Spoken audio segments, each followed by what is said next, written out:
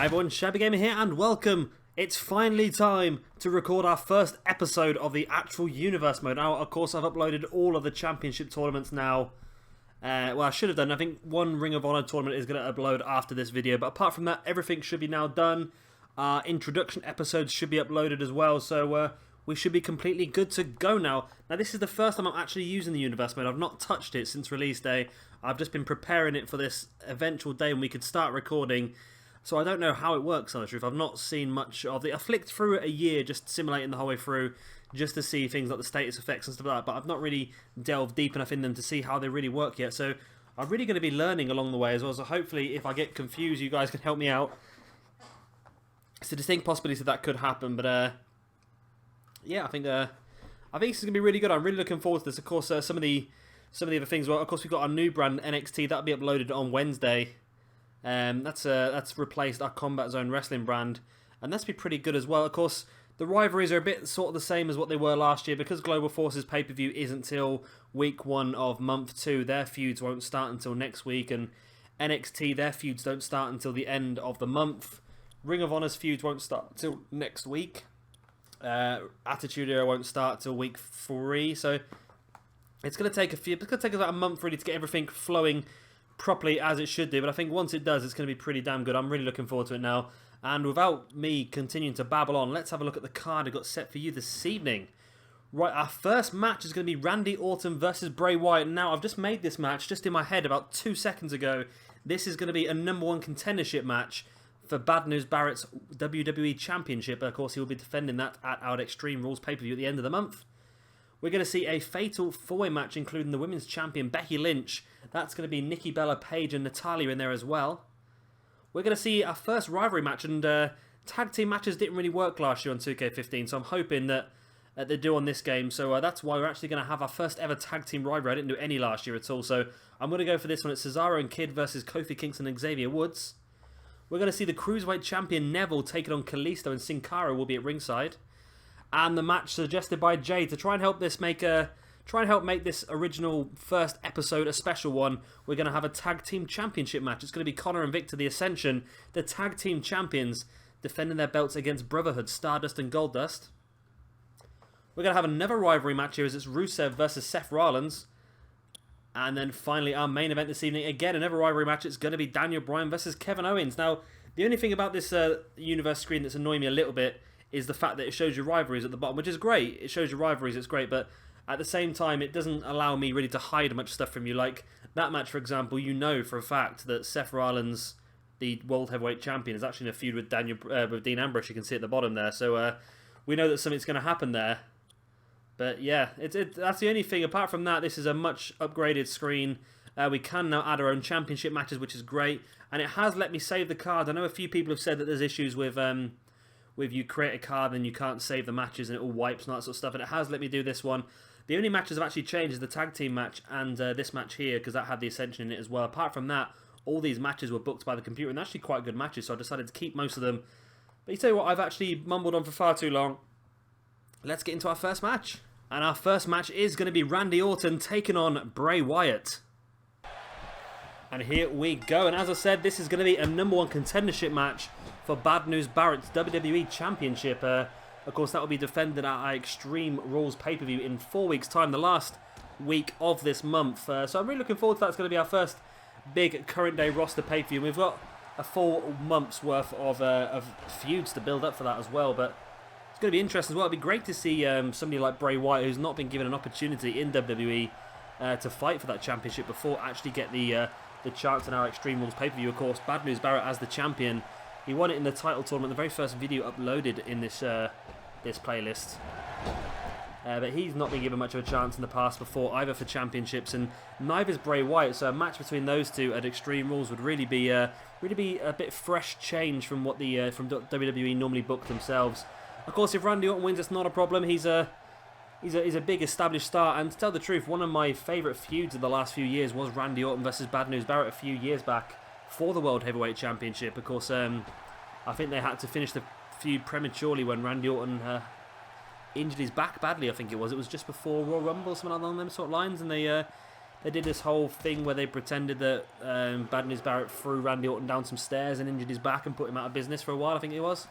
So a bit along them sort of lines. So either way, we're going to have a fantastic match for the championship at our Extreme Rules pay-per-view. And of course, as I've said, we do have 2 big championships, 2 main event belts now on the current day roster. Of course, Bad News Barrett is holding the WWE Championship, and as we mentioned earlier on, Seth Rollins is holding the World Heavyweight Championship. So both of those belts will be defended at Extreme Rules. It's going to be a really good pay-per-view. I'm really looking forward to that now.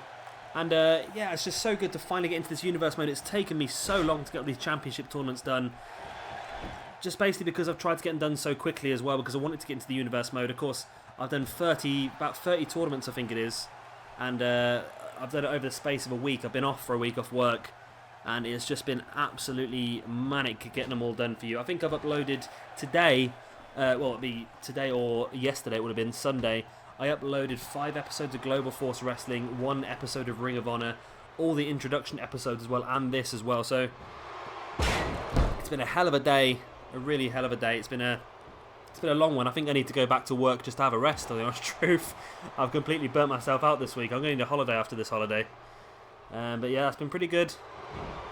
Of course, I've got all the Christmas period off as well, so I do intend to do quite a bit over Christmas, as well as I am doing some other little bits and bobs now, because mainly towards the end of the last year's Universe mode, I was getting a little bit burnt out, I think, just because playing my entire just life resolved around working and then playing this game and that sort of thing. So now I'm just trying to work in a little bit of something different in between, just to vary up a little bit. So I am doing a playthrough of Fallout 4 if you are interested in that, and you can find, of course, a playlist for that on my channel. I have got a lot of episodes of that recorded, but I've not been able to upload them because I've been concentrating all my upload bandwidth on, obviously, the 2K16 videos just to get them up for you guys.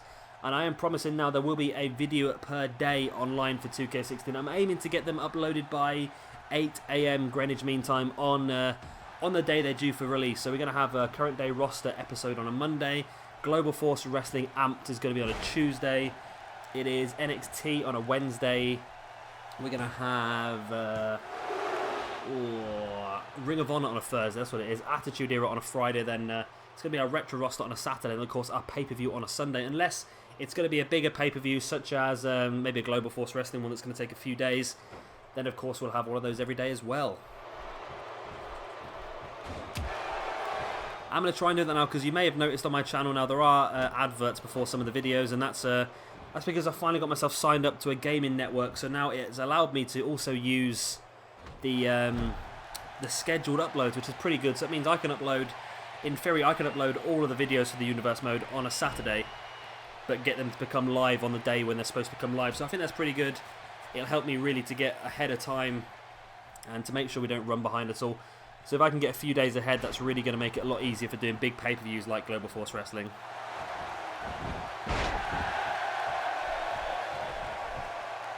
And what a big episode this is. Like I said, I've tried to make all of the first episodes to all of our Universe Mode brands a special one. And here we have for you a #1 contendership match in our opening bout of the evening. We've got a Tag Team Championship match as well this evening. So there's 2 big matches there. Of course, the Tag Team Championship match, as I mentioned earlier, was suggested by Jay in the comment section below.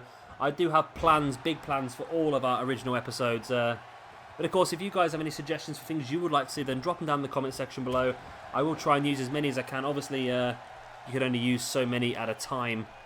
But I will jot them all down and keep them in my little book, and we'll get through most of them, if not all of them, in the entire length of the Universe mode. Like I said, I intend to be doing this for a very long time now, up until, well, I will get to WrestleMania this year. I'm promising we'll get to WrestleMania, which is going to be, it's going to end up being at least 365 videos. That's going to be a hell of a long trip for us all to get there, but I want to try and get to WrestleMania hopefully by the same time that WWE get to WrestleMania, if that makes sense.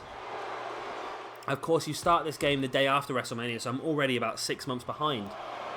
Wow, I just thought that. We're only like 6 months away from... We're only 4.5 months away from WrestleMania now, aren't we? That was it, end of March normally? End of March, we're now mid of November. We're 4.5 months away from WrestleMania. It's Royal Rumble in 2 months. How great is that? I love Royal Rumble. It's my favourite pay-per-views. I really enjoy it, especially when they bring back some surprises. I think this year, obviously, they brought back the Dudleys, didn't they? No, they brought back one, didn't they? Did they just bring back Bubba Ray, didn't they? For I might be wrong. I was very drunk when I watched this year's Royal Rumble. I was very drunk when I watched this year's WrestleMania. I was sat on my sofa alone at like 4 o'clock in the morning screaming because Seth Rollins came out to cash in his Money in the Bank. I was so happy, and yeah, I actually did a little jig in the middle of my living room. It was amazing. But there you go. Yeah, I can't believe it's that close already. We're getting so close to the end of the year. The time just seems to be flying past at the moment. It really does. So like I said, I do intend to try and get a little bit ahead on this game now. Try and catch up with where we are. I don't think I'll catch up for Royal Rumble because that's an immense amount of time, especially how long these videos are going to take to record and edit and upload. Now, it's going to be a lot longer than what our 2K15 roster ever was. I looked back at some of the 2K15 videos and they were some were only lasting like 25-30 minutes, and it just seems that's not going to happen on this universe mode at all, especially when we're going to have 7 match cards like this one here on Monday Night Raw because of the size of the rosters. Of course, Monday Night Raw and of course the Attitude Era as well will both be. They'll both have 7 matches on the card. The rest of the brands all have 6 matches on the card, so they're going to be bigger, longer videos than what they were last year anyway. And of course, you guys don't have to watch them in their entirety. If you really want to, you can skip through to the match you want to watch, or you can just watch the ends of the matches. It's completely up to you. I don't want to dictate what you want to do, but I want to make sure that I give you the full video just to make sure that all the detail is in there for you. And what I want to do as well is I will go through at the end of every match, we will go through the status effects and things like that have been awarded for that match. And I think that's going to be a good thing for us, just to sort of see what's going on. And I'm hoping that things like that are going to stop momentum becoming a bit too dominant. Now, we saw that last year as Bray Wyatt's been busted open from that DDT. We saw last year that momentum just became far too dominant. Someone like Drake Younger, who was only like an 86 or an 87, he became absolutely unbeatable. And no matter who is in the ring with, he can be in the ring with like 4 of the best wrestlers on the entire game, and he would still win because his momentum was so high. And I think this year, the way they've done the game has made that slightly less of an effect. Or I think it becomes easier for the momentum to disappear. So I think that might be the better way of doing it. And I really am looking forward for that.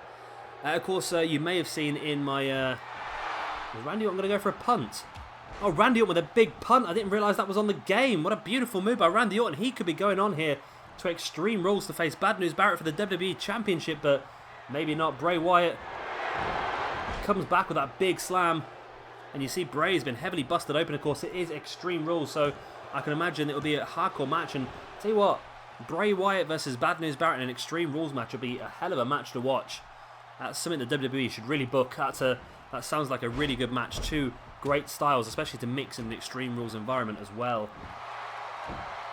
Randy Orton in with the pin. There it is. 1, 2. Oh, so close to Randy Orton headlining Extreme Rules. I don't know if he will headline or not, to tell the truth. Of course, because we're doing 2 championships, I'm going to have to do every single month. I'm going to have to do 1 championship feud manually, like this one, for example.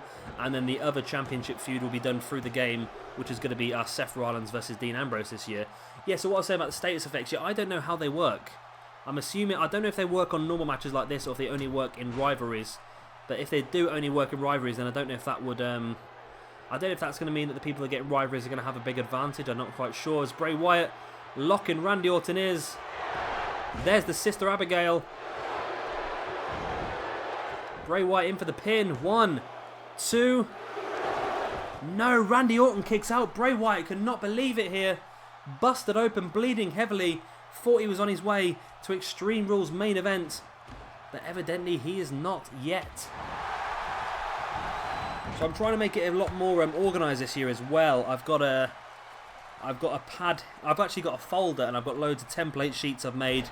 It sounds pretty sad, I know, but I'm now going to be able to keep track of all the feuds, all the championships. I've even got in here, I've got all the shows in there up until the end of the month. So I can book them in advance if I need to. If I promise you guys, for example, we're going to have a #1 contendership match next week, I'll write that down on the pad and make sure we have that #1 contendership match. So I'm pretty sure on a couple of occasions last year I may have forgotten that I promised certain things, and that's obviously not good. I don't want you guys to feel hard done by, so I'll make sure they all get done this year. Bray Wyatt kicking out of that DDT, and I'll tell you what, if this is the amount of effort these 2 guys give just to become #1 contender, how much effort they're going to give in Extreme Rules to win that belt. Great angle slam style move there by Randy Orton. Now he's lining Bray Wyatt up again. There's a big punt to the head once again.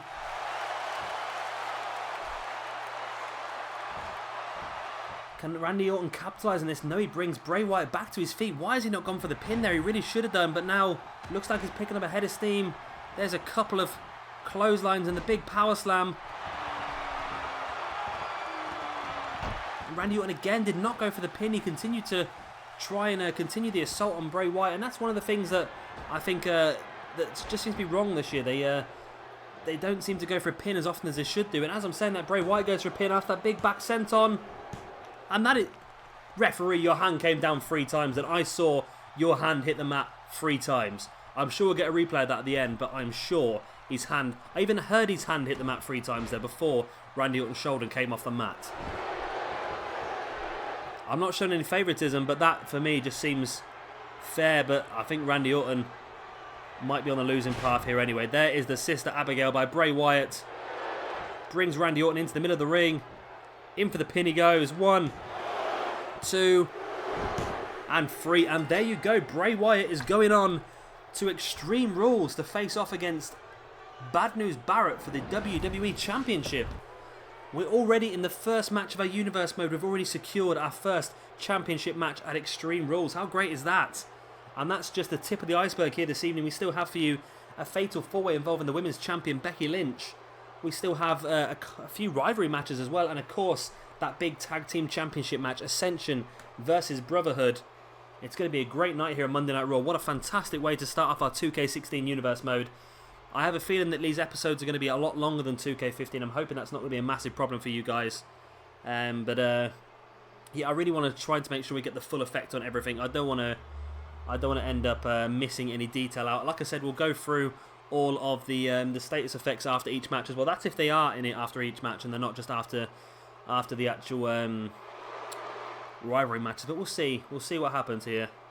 We'll soon find out at the end of this match if there are status effects in effect, basically. This was the first of the Sister Abigail's, or was this the second one? That looks like the second one, ring positioning wise. Bray Wyatt pulling Randy Orton into the middle of the ring, and there is the pin.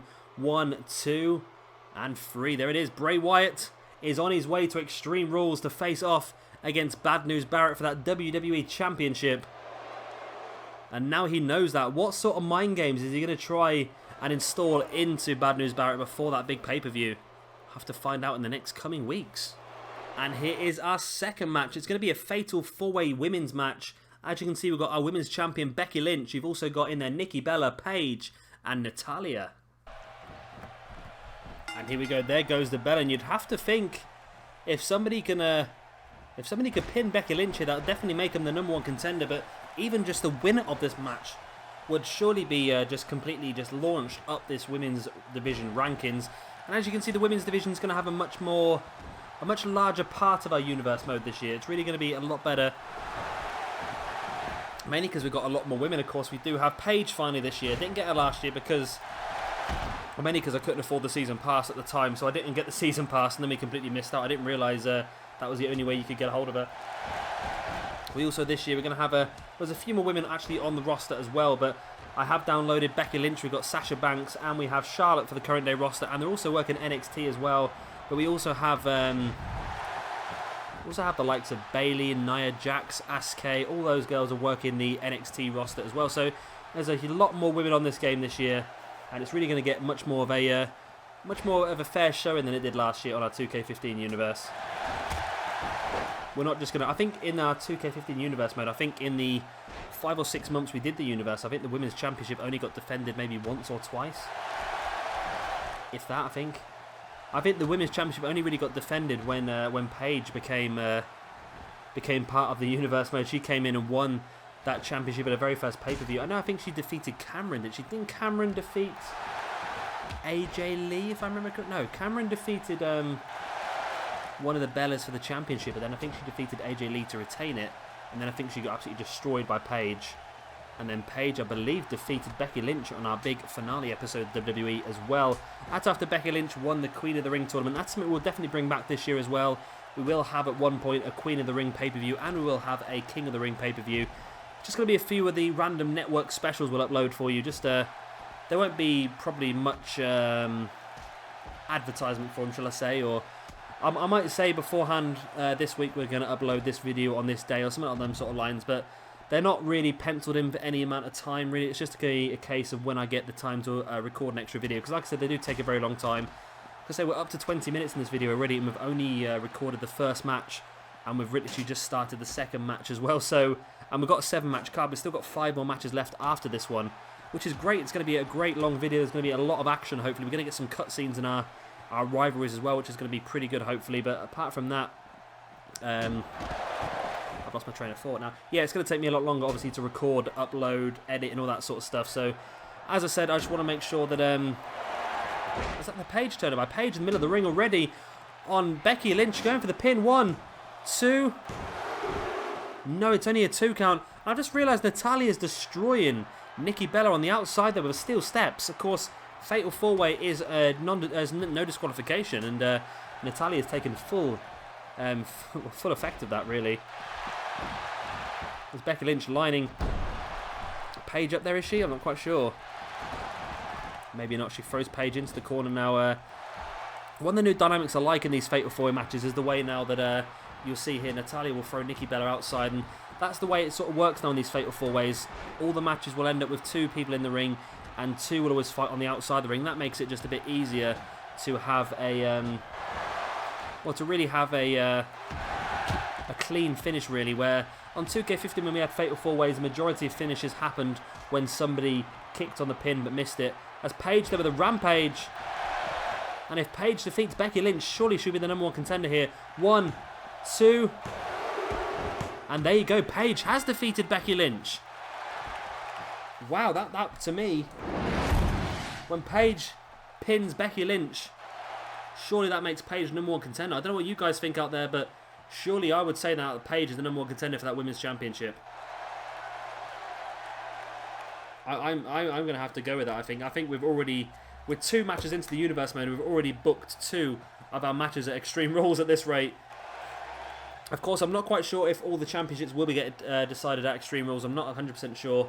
They may not be able to, especially... Oh, actually, no, we do. We are going to have the pre-show as well. So there's a possibility we may get all the championships defended, including the pre-show as well. But like I say, with 7 championships in the current day roster now, it might be a case where things like the Cruiserweight Championship or the Tag Team Championships, Women's Championship, don't get actually defended at the pay-per-view. They might end up getting defended at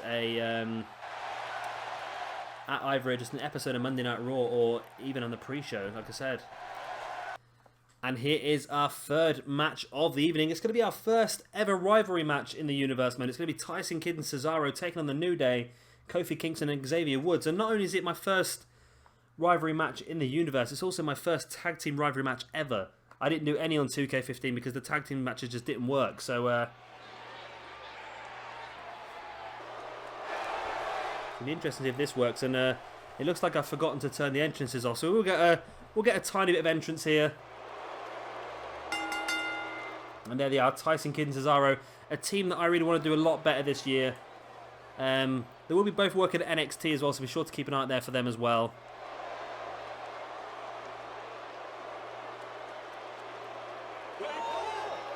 As we get a quick look at the 3-man commentary team, they work in this situation, but of course they don't work in normal situations where we might have we're going to see all 3 of those guys at ringside at Global Force Wrestling and Retro Wrestling and that sort of thing, as we see Xavier Woods and Kofi Kingston clapping away.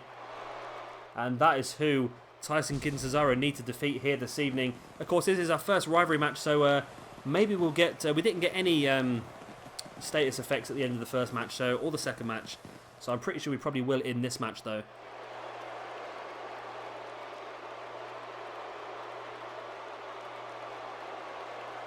It looks like it's going to be Cesaro and Kofi Kingston to start things off here this evening. And here we go.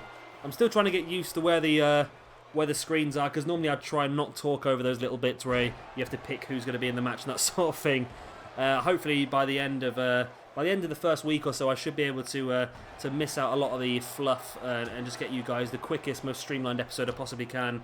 Obviously, I will cut out all the loading screens. That's probably why it's probably going to take me a lot longer to record these episodes than it will take you guys to watch them, because obviously I'm going to have all the loading screens and things like that as well to contend with. It's not so much a problem here on Monday Night Raw and things like that. But when I get into Global Force Wrestling, Ring of Honor, when the entire roster is created wrestlers, the loading screens are going to drag on a lot longer. I know that from doing the title tournaments. I think I did the Tag Team Championship tournament for Global Force Wrestling, and I managed to edit 40 minutes out of the video of loading screens. That was 40 minutes across 7 matches, so that was that just shows how much sort of loading. So it's not just there's loading screens before the match, there's loading screens after the matches. Of course, there's also little bits and bobs that there might be. Not all of that, of course, was loading screens. There was the odd like 5 minutes maybe where I went and made a drink and came back and edited that little bit out, but the majority of it was all loading screens. So, like I said, it shouldn't be too bad. And Cesaro and Tyson Kidd, like I said, the 2 guys that I want to do really well this year, they are both working for NXT as well as obviously the modern day or current day roster. Xavier Woods is going to work NXT this year as well. I'm not quite sure why I did that, but I just thought it'd be nice to. He's the only member of New Day that is working NXT, but I thought it might be a good chance for him to get more involved in more of a singles competition, really, just to see how well he can do. Of course, we do have our NXT Television Championship this year, the Mid-Card Championship, so maybe that's something that Xavier Woods can really look at being a part of.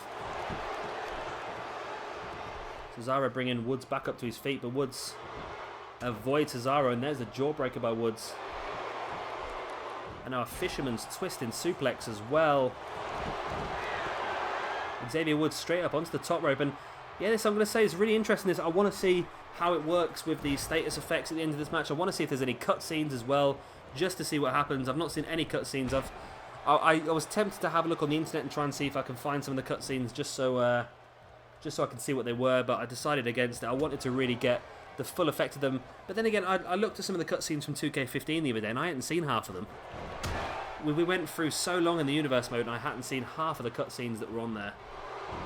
I know there are quite a few new ones for this year's universe mode, and I'm really hoping that we get to witness quite a few of them. I think 2K did say that there'll be a lot more interaction in rivalries before the pay-per-view, rather than just having match after match after match. There's going to be a bit more interaction. I know in some of the tag team feuds they actually do singles matches as well now, because I've seen a few people do that, where they might have, for example, next week could be Cesaro versus Kofi Kingston with Xavier Woods and Tyson Kidd at ringside as managers. That is something that is possible on this game in the feuds. And I know 2K have said the booking system on this year's game is a lot better, and I'm hopefully going to get to witness that as well. Like I said, I only changed 2 matches on tonight's card, and that's only because it's only because obviously we promised the Tag Team Championship match, where of course we're going to see Ascension defend the belts against Brotherhood later on this evening, as suggested by Jay.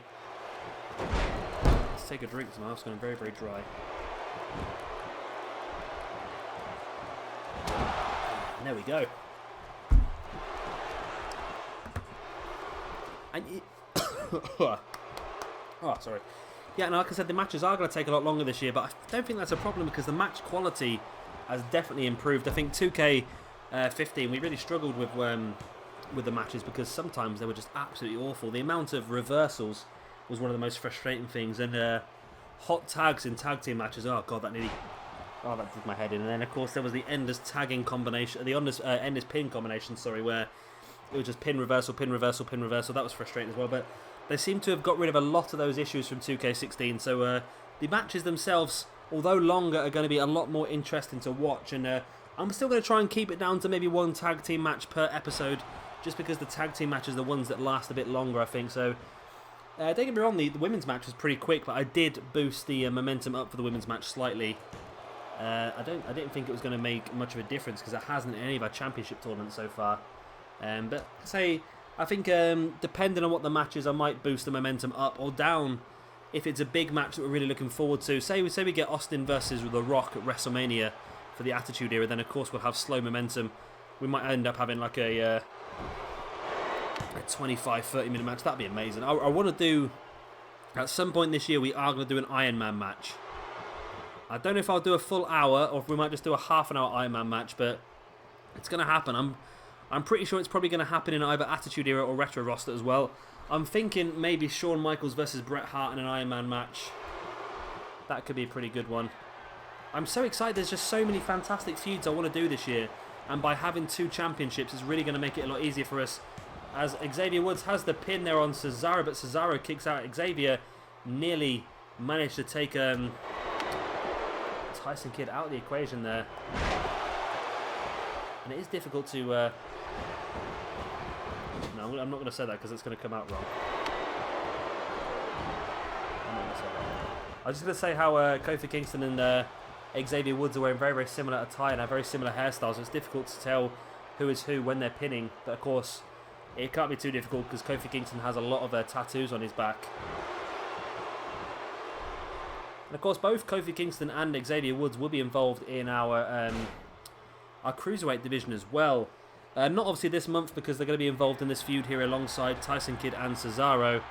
But in the future, they could be people that really could, especially Kofi Kingston, he could be someone that really really goes against Neville for this Cruiserweight Championship. Of course, Neville won that belt in the Championship tournament earlier on in this playlist. Of course, if you haven't seen those tournaments, you can still check them out. They are, like I said, the first 7 episodes, I think, on this playlist. Is Kofi Kingston with a pin on Cesaro. Cesaro reverses it through, and maybe I was wrong about the pinning combinations. Cesaro manages to kick out. And what is that on the New Day's shorts? That orange, I keep seeing it as like a dragon's eye. I'm not quite sure if it is a dragon's eye, but when you sort of look at the corner of your eye, that's what you sort of see. Cesaro with a big backdrop now on Kofi Kingston. And Cesaro is one of the guys who will be involved in a lot of singles competition as well. I have boosted a lot of the ratings. I've also reduced a lot of the ratings as well. But Cesaro is one of the guys that I do intend to get involved in the title picture at some point. Also the mid-card championship picture as well. Intercontinental United States Championship. Of course, like I said, he is involved in NXT. And what I've done with NXT is I've sort of boosted the guys up. So it sort of works. So if the guys do work NXT and current day roster, then it sort of works. So for example, guys like Finn Balor, Kevin Owens, Hideo Itami, Apollo Crews, all the guys that are going to be at the top end of NXT have got similar ratings to the guys that are going to be in the top end of WWE. That's just to make sure when guys like Cesaro go down there, obviously Cesaro is going to be involved in the title picture up here. I don't want him to dominate NXT, so I've sort of left it so this basically the stats are sort of weighted out across all of the brands to make sure nobody has an unfair advantage when they move across, if that makes sense to you at all. I've tried to explain it as best I can. I'm not very good at the moment. Kofi Kingston making a tag here to Xavier Woods. Xavier gets caught with the back elbow by Tyson Kidd, and Xavier manages to catch Kidd and throws him against that turnbuckle. Now Xavier just sort of staring Tyson Kidd down, not quite sure what to do with him, but finally throws him into the opposite corner. Goes to follow it with a running forearm, but Tyson Kidd avoids it. Like I said, Tyson will also be involved in the NXT. Not quite sure if Tyson's going to be involved in the NXT title picture or whether he'll be involved in the television championship picture. I think at the moment, stats-wise, I've got him maybe just on the borderline of the NXT championship, but probably quite a strong television champion, if that makes sense. And he's also going to be involved in the tag team picture, like I said, alongside Cesaro, not only here on the current day roster, but in NXT as well. So we're going to be seeing a lot of Cesaro and Tyson Kidd, and we do have some good plans for the pair of them as well later on in the universe mode. I'm not going to give much away, but it involves them obviously creating their own stable. That's another suggestion that we've had in from Jay, so that's something that we will build towards in the future. This first month, I don't want to mess around with it too much. I just want to see how it all runs. And then once we know how the game all runs, then we can start to take advantage of some of the mechanics to use them as we need. Some great right hands there by Xavier Woods now. Style over substance maybe, but it was effective. In for the pin he goes. 1, 2. No, it's only a 2 count. Kofi Kingston did manage to block Cesaro off before he came into the ring. But it wasn't enough damage there done by Xavier to finish Tyson Kidd off. Like I said, I did want to put the whole card out for you guys. I know some other YouTubers will maybe make a whole card like this and they'll only show 2 or 3 matches and sim the rest. But I didn't want to do that. I wanted to give you guys the whole match, the whole card. If you want to skip through and watch certain matches, that's absolutely fine. That's completely up to you. I don't want to try and force anybody into doing anything they don't want to, watch anything they don't want to. But like I said, I want to give you guys the choice of watching whatever you want to watch rather than trying to force certain things on you. Cesaro with the pin. 1, Sorry, no, Cesaro coming in to break the pin. Sorry, it was Kofi Kingston with the pin on Tyson Kidd. And yeah, that's mainly because I get frustrated with some of the YouTubers that do Universe Mode. They show you a card and you're like, oh, that first match looks really, really good. And then they go, I'm going to sim the first match. And you're like, what? That's the only match on the entire card I wanted to see. So that's basically what I've done here. I've just made sure that we get every single match on the card. And not only it helps us build up an entire pay-per-view as well. I don't want to get to the pay-per-view and just build up 2 matches and just have a load of random undercard matches that have just come from nowhere. I want to make sure that when we make a pay-per-view that every single match on that card has a reason. We gave that match a reason. Whether it be a championship, whether it be a feud or anything like that sort of thing, we will be we'll be experimenting it as we go, I suppose. And the best thing about great move there by Kofi Kingston, taking Cesaro off the apron, taking him out of the situation. Now Kofi goes out to follow up the assault on Cesaro. Maybe Kofi Kingston should be paying more closer attention to the legal man in the ring, Tyson Kidd, who slides out now and gets a clubbing blow across the back of Kofi Kingston. Now there's the Russian leg sweep as well, and very, very bad concentration there by Kofi Kingston, just forgetting about the task in hand and trying to take out the man on the apron. Probably not the best idea. Now, one of the things I have noticed on this game, especially through the championship tournaments, is that there is everyone does have their own sort of style, and I think that's down to the new statistics they're put into the game. So you've got like aggressive or I can't remember what they are now. We'll definitely see them at the end of this match because we'll have the status effects, of course, but you'll have things like aggressive or is it professional, or you'll have desperate and calm or things like that. We'll definitely see them at the end of this match, and I think based on some of the guys' stats, I think they do different things actually in the matches, and that's one thing I've seen with when we the Global Force Wrestling championship tournaments. I'm not going to say anything about who won them because I want to see if you guys want to go and watch them. They are being uploaded just before this, so you can go over there and check that out now. But there was a couple of dodgy results, not necessarily dodgy results, but just things that you wouldn't expect some of the guys to do. So be sure to keep an eye out for that. And I'm thinking that's based on the statistics as well. But that was great because by doing the championship tournaments and getting things like that, it's really helped us build up our first feuds within Global Force Wrestling. We've got 2 feuds based out of that already. Ring of Honor, we had a dodgy finish to the Ring of Honor Championship tournament. So that has helped us get a main event for our first pay-per-view straight away. So it's really, really good doing these championship tournaments. I'm really happy I did do it. It's given a lot of extra work, don't get me wrong, but I think it was definitely worth it. I'm just looking through now to see if there was any dodgy finishes in any of the tournaments here. I don't think there was. I think all of our tournaments were completely clean in this brand. Looks like they were. Yes, they were. The dodginess happened. I think the first dodgy result we had was NXT, where the winner of the television championship tournament actually had his feet on the ropes to get a bit of extra elevation into the pin. So that again has helped us build up a feud for our first NXT TakeOver event, which of course is taking place in 3 weeks' time. So that's going to be pretty good as well. That's really what we're looking to do. We're just trying to look to by doing these tournaments, it really helps us sort of build a few feuds going into our very, very beginning of our universe mode. See some great teamwork here by Tyson Kidd and Cesaro. Kidd taking Kofi Kingston up into the air. Cesaro catching him with that clothesline in for the pin. The referee, what is the referee doing? He's not even paying attention to the match. That could have been a free count there, but the referee didn't even go down to count the pin.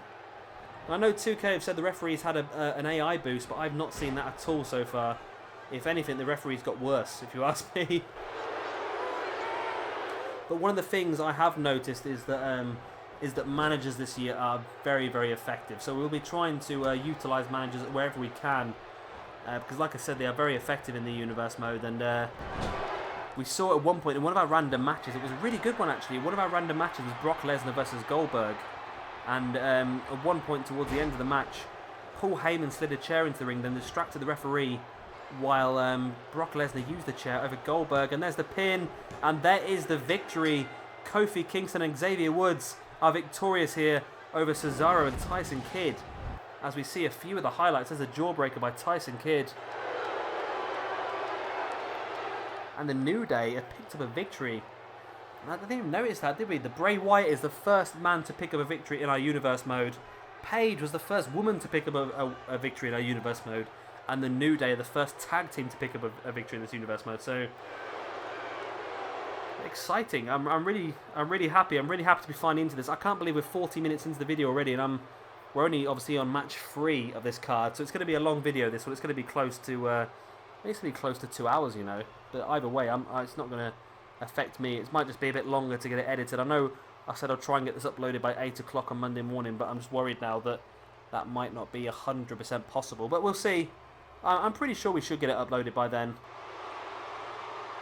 It just depends if my computer doesn't go mad overnight. That's one of the main problems I have. Because I have been uploading a hell of a lot of stuff on it over the last... it's been on since Wednesday. It's now Sunday. It's been constantly uploading since Wednesday. Videos. It's been uploading, obviously, 2K16 footage and Fallout 4 footage as well. So, like I said, it's really had a real go this past few weeks. And there you see Xavier Woods with a pin on Tyson Kidd. Kofi Kingston managed to take Cesaro out of the equation. And that's one thing I want 2K to have a look at as well, is just when Kofi Kingston runs across there to break Cesaro's stride into the ring. Because Cesaro is halfway through the animation of coming into the ring, Kofi Kingston's move doesn't count. So I think they need to maybe put something like that into the match there for the attacking tag teams. But either way, Xavier Woods, Kofi Kingston victorious. Now let's have a look and see what that means to the status effects. Oh, and here we go. Here is a status effect. Tough competition. Tag team competition begins to heat up as Kofi Kingston and Xavier Woods take on Cesaro and Tyson Kidd. Let's have a look at the details. Here we go. So Cesaro, crowd reaction, boo. That's not right. Maybe I have to change that. Kofi Kingston, crowd reaction, boo. But he got a new status effect, which was... Oh, I've lost it. Okay, you can't press X on that. I'm pretty sure that Xavier Woods and Kofi Kingston both got momentum boosts, whereas Tyson Kidd and Cesaro are left the way they are. And here we have match number 4 of the evening. It's going to be our Cruiserweight champion, Neville, taking on Kalisto, and Cara will be at ringside. And here we go, Neville and Kalisto. And I must admit, this is actually a copy of one of our random matches we've done so far, and it was a great random match. So I've decided to bring it back in here again this evening. And I said in the last match about the power of managers, but I don't think we'll see much of that in this match here, mainly because Cara is a face, therefore he doesn't have the same effect as a manager. It's heel managers when you really start to see the difference in the game. I'm not sure if Cara being at ringside does give Kalisto any boost. I think it does give you a slight boost. I can't remember what it is though. I did read somewhere that having a manager gives you a slight boost. So we'll see if Kalisto can pick up a victory over Neville here. Standing moonsault by Kalisto. And it's great to have Kalisto and Cara back on the game. Of course, Cara wasn't on the game at all last year. And neither was Kalisto, of course. We got them both as creator wrestlers. They weren't very good. Well, they were alright creator wrestlers, actually. They were pretty good creator wrestlers. Again, it's very easy to create somebody in a mask because making details on a mask is a lot easier than doing the actual facial details. But, well, this year the facial details are very, very good, actually, aren't they, with some of these guys. Stamp on the back of the arm there by Neville. And, of course, don't forget that tomorrow as well, again, about 8 AM in the morning, we're going to try and get it uploaded. It will be Global Force Amped, so be sure to keep an eye out for that. It's going to be another great episode. I'm not quite sure if we've got anything planned in as yet. No, we're not got anything planned in as yet. I think I'll probably pick up a couple of great matches. I've got things... What have I got? Things planned in for NXT. I've got things planned in for Attitude and Retro as well. Ring of Honor and Global Force, I'm sure I can think of something to make that a special show. Maybe even have the Intercontinental Championship being defended, maybe, or maybe one of the tag team belts. Of course, we have got 2 tag team championships over on Global Force Wrestling. And if you are watching this on Tuesday or later, then you can check out the description below. There will be a link to the Global Force Wrestling playlist. And even if you're not watching this on Tuesday, you can nip over to the Global Force playlist and watch the championship tournaments, or even the introduction episode, which I'm hoping should be uploaded by now. I'm not guaranteeing it because I'm trying to get my upload schedule correct logistically to make sure that I've got all the episodes up on the right day, if that makes sense. So I think it'll be we'll probably have the WWE current day introduction, then WWE Raw, then maybe the Ring of Honor Tag Team Championships, and then Global Force Wrestling introduction. It's just there's just so many videos I've got at the moment that I just really need to get uploaded for you guys that it's just been It's just been crazy this last week or so. But I have managed to finally get them all done as Neville goes up to the top. Is he looking for a red arrow early on? He doesn't. He goes for a shooting star press, but he got a great rotation on that one. Now rolling Kalisto over and locking in the rear chin lock. Great move here by Neville. How effective this is going to be, but Kalisto still in this one, not tapping out to that at all. Rolls away from Neville.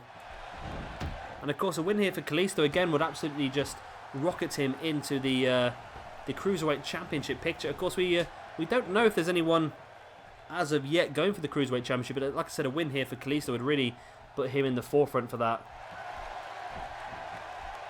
And maybe if Kalisto is unsuccessful, we might see Cara versus Neville next week. Who knows? There's quite a few people that we can have fight for the Cruiserweight Championship. I have now tweaked it slightly. So basically what I've done is I've created my own Cruiserweight Championship, and I've taken away the Cruiserweight aspect so I can govern who is light enough to go for it. Because I wanted guys like... who did I want? It wouldn't let me have. Bo Dallas. That's what I wanted. Bo Dallas to be involved in the Cruiserweight picture. But he wasn't available, and I couldn't figure out why. It turns out he's 6'1" for a start, but apparently he's he doesn't qualify as a light heavyweight. So that was a bit strange, but like I said, I've changed it now to so I'm going to govern it. Don't get me wrong, we're not going to have Big Show going for the Cruiserweight Championship or anything like that. It's not going to be that stupid gimmick they had in TNA where Abyss became the X Division champion. That was just stupid. But we are going to Kalisto there with the Samurai, the Salita del Sol in for the pin. 1, 2. It's only a 2 count. I thought Kalisto picked up the victory then over Neville, the Cruiserweight champion. That could have been an incredible victory for Kalisto, and it would have fired him right into the leading spot for the Cruiserweight Championship, definitely. Kalisto now bringing Neville back up to his feet. There's a boot to the stomach, another one as well. And Kalisto's bossing this match now. Really dominating. Of course, if you want to see a lot more Neville, then he is going to be on the NXT roster as well, so be sure to keep an eye out for him.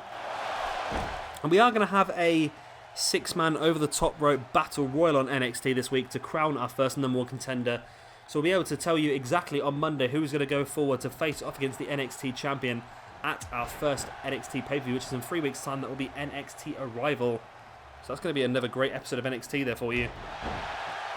We already know roughly what our television championship match is going to be, but of course I will announce that on NXT's episode as well, which will be uploaded on Wednesday, so be sure to keep an eye out for that one as well. And again, there is a link to description for that playlist as well, and of course all of the championship tournaments are already there if you want to have a little goozy through them.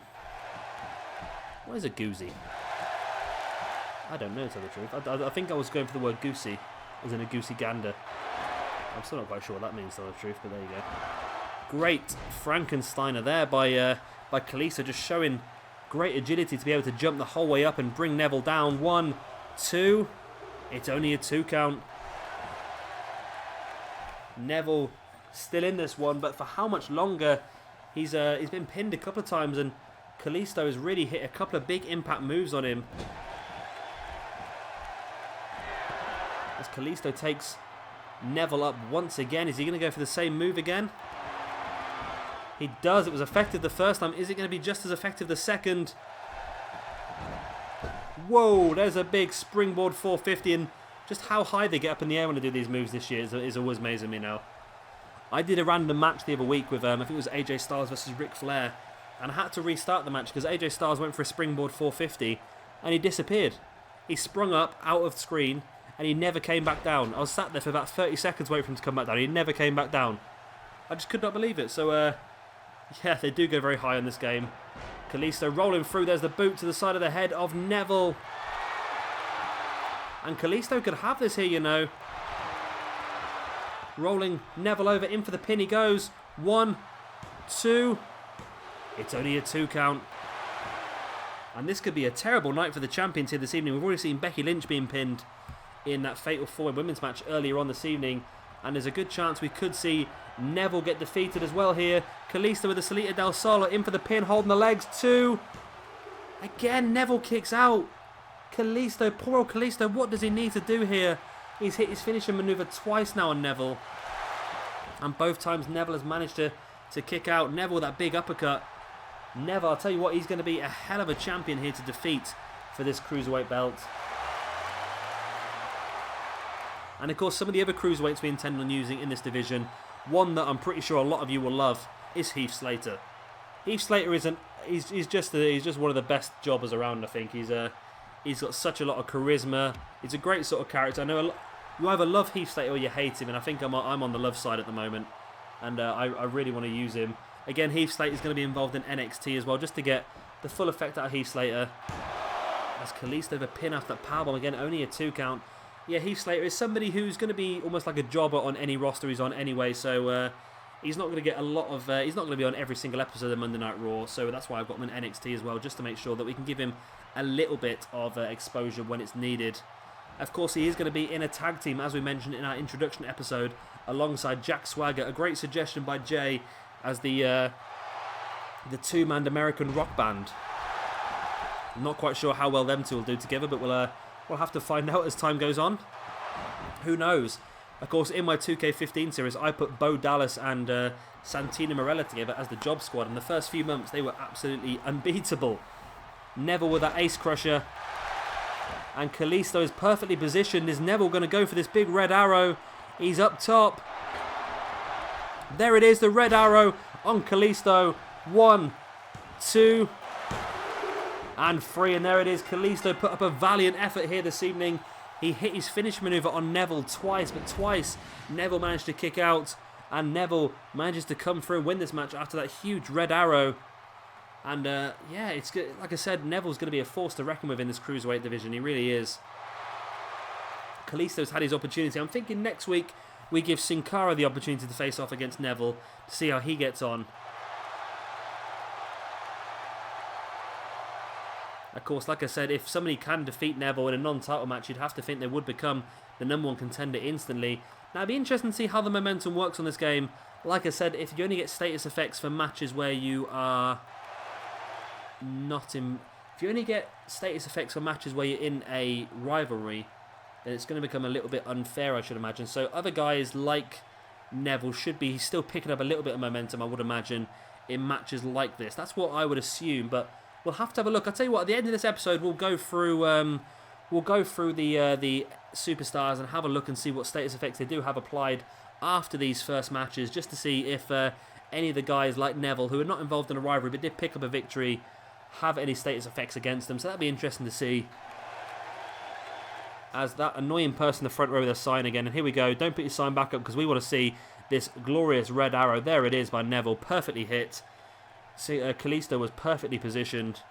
And there is the freak out. Now, like I was saying about the manager situation, if Sin Cara outside was a heel manager, chances are he would have pulled the referee out of the ring there. But because he's a face manager, they act very differently within the match. And that's a really nice little touch. And it really helps people stay in character as well. So that's going to be really good.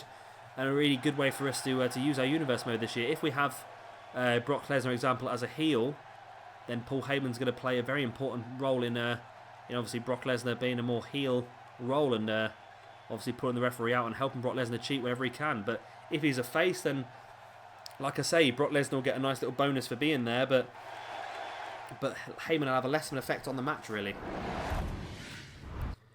And here is our next match here this evening, and it is the big Tag Team Championship match we promised. It's going to be the Ascension, Konnor and Viktor, defending their Tag Team Championships against Brotherhood, Stardust and Goldust, as suggested by Jay.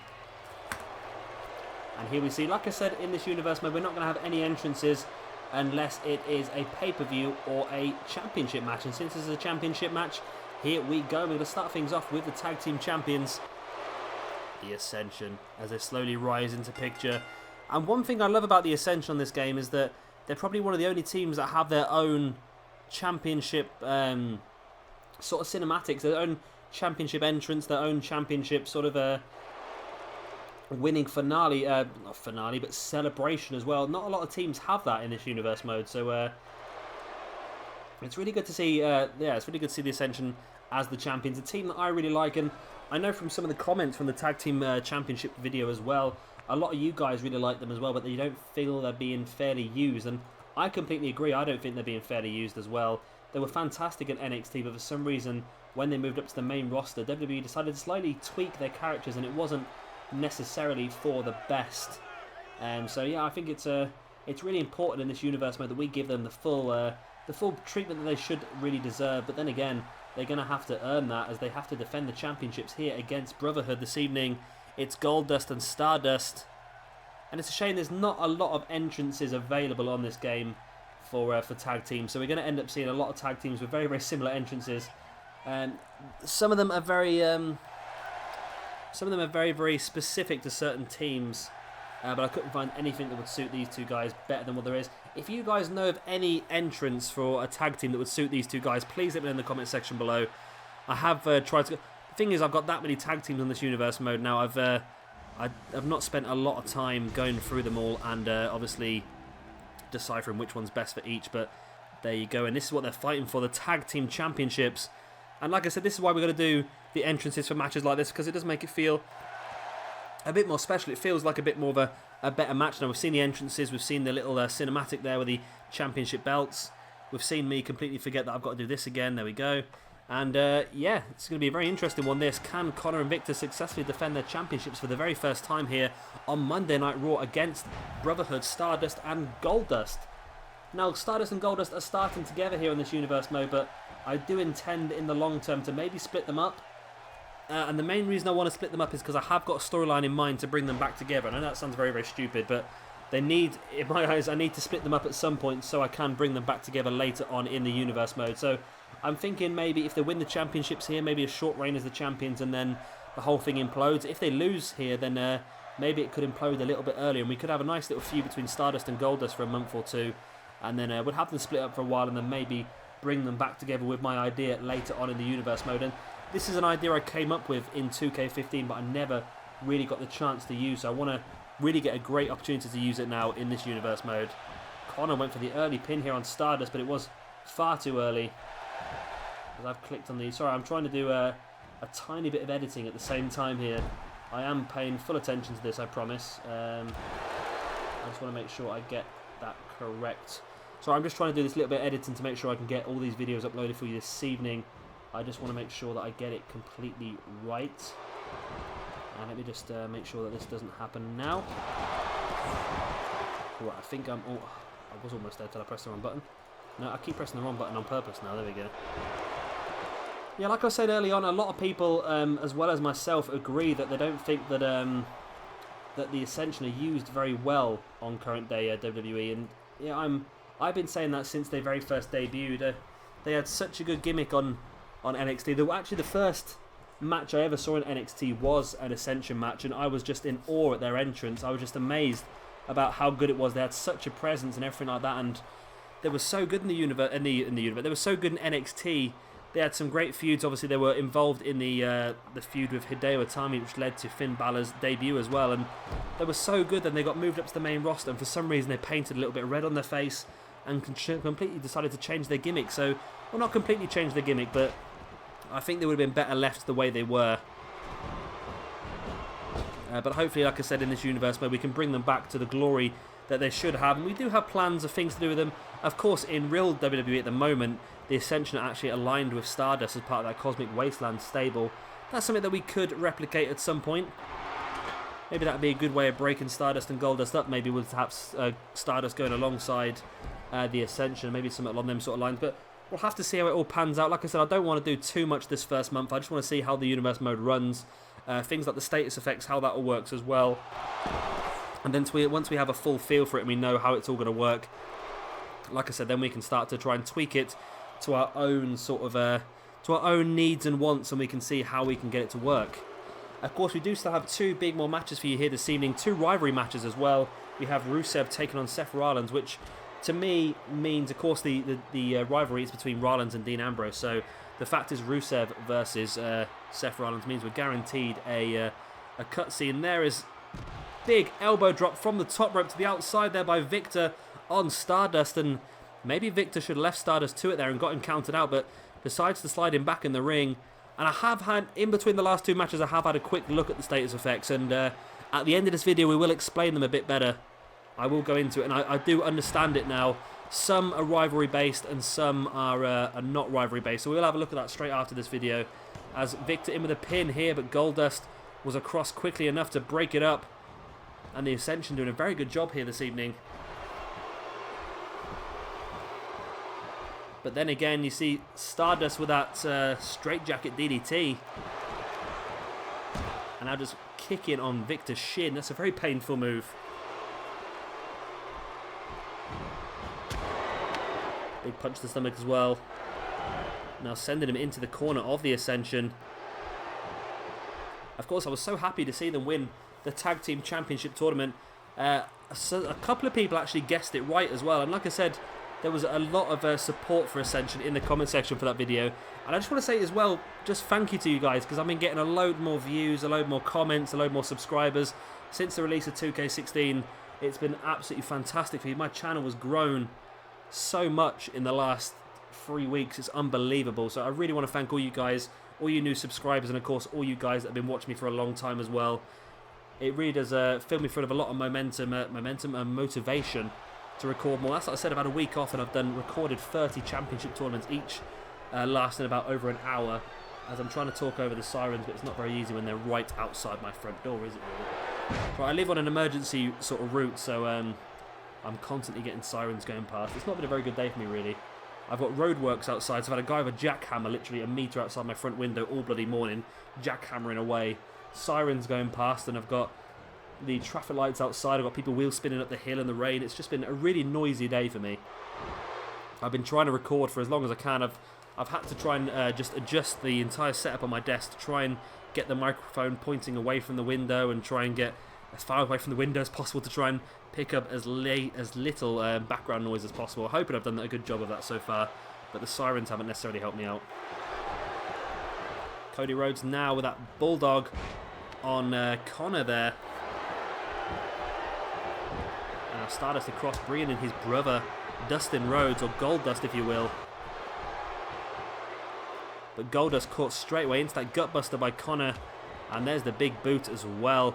And like I said, we do have big plans for the Ascension. The plans might be slightly similar to what we did in 2K15, but I'm trying and make it a bit as different as possible for those guys who have seen 2K15. I don't want to just essentially copy the entire storyline, but at some point I will try to align them in the same sort of way.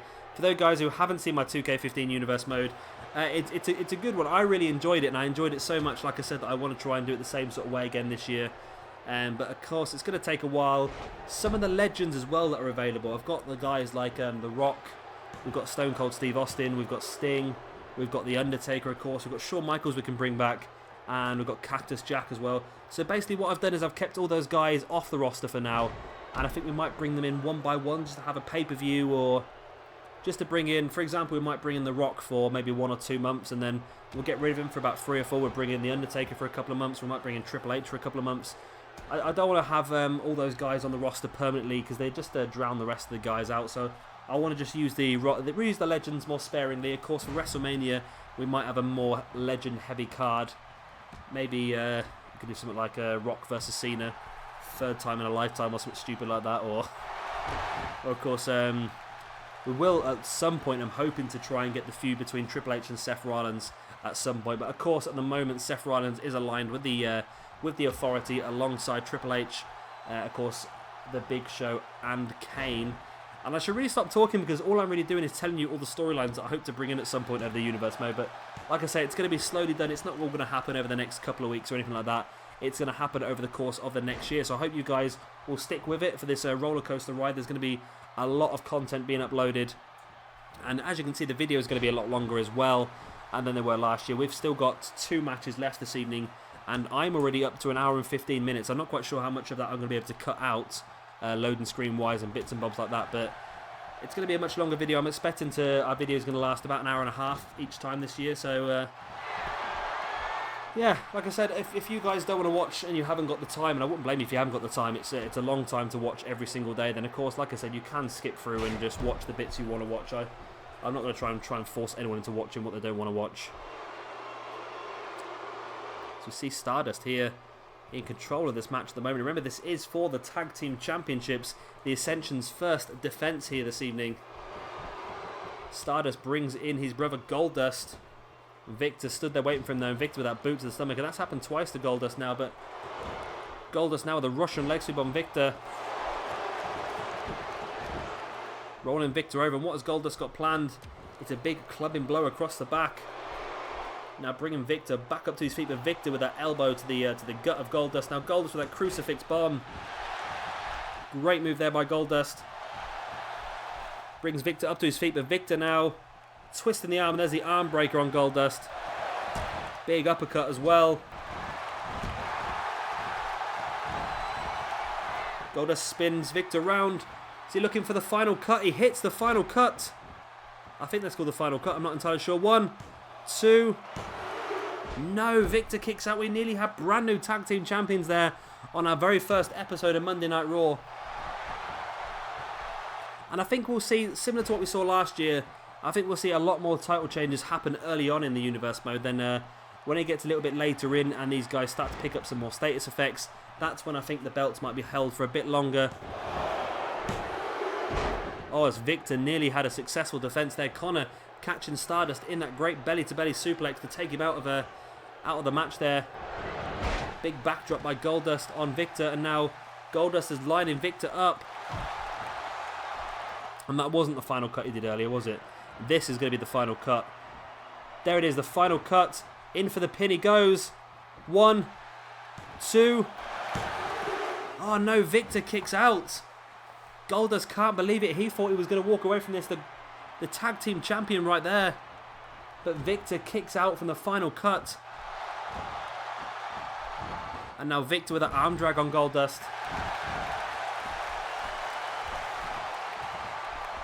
Viktor sending Goldust into this corner. But Goldust fighting back. Now Goldust going up to the middle rope in the corner of the Ascension. Maybe not the wisest idea for him, but Konnor drops off to give him the space. Now in for the pin he goes, and Konnor may have put himself into a bit of danger there. Konnor dropped to the mat on the outside, and that took him just a little bit longer to get back up on the apron and get back in the ring to potentially break the pinfall there. Viktor now throwing Goldust into that corner. And which one of these teams is going to walk away here with the Tag Team Championships? I can't really tell at the moment. It's been a very even match. Both teams have had their opportunities. I think Goldust has just been busted open. Butterfly powerbomb there by Viktor as well. Viktor dropping to a knee. Pulling Goldust away from the ropes. Is Viktor going to go for a pin? Here he does. 1, 2. That is it. Stardust was too slow across the ring. Viktor picks up the victory over Goldust, and the Ascension successfully defend their Tag Team Championships here on the first episode of Monday Night Raw. Fantastic here by the Ascension. Like I said, a team that, well, not just myself, but evidently you guys really like as well. A team that we really want to do well in this universe mode. They did alright in our 2K15 universe mode, of course. When we debuted them, when we got the downloadable content, they did very well. They lined up with a faction. They came in, they won the Tag Team Championships within 2 months of debut, and they did fantastically well. At one point as well, for some reason, I'm not quite sure why this happened in 2K15, but they were ranked to number 2 and number 3 in the world title picture as well. Not quite sure why that happened. I think they were, actually no, I do know why that happened. They were involved in a 6-man elimination tag against John Cena and the Usos. And I think Konnor actually managed to eliminate John Cena in that match. And that just rocketed both him and Viktor up the rankings to like I said, number 2 and number 3 in the World Championship rankings. You know what? It actually took me an entire year last year.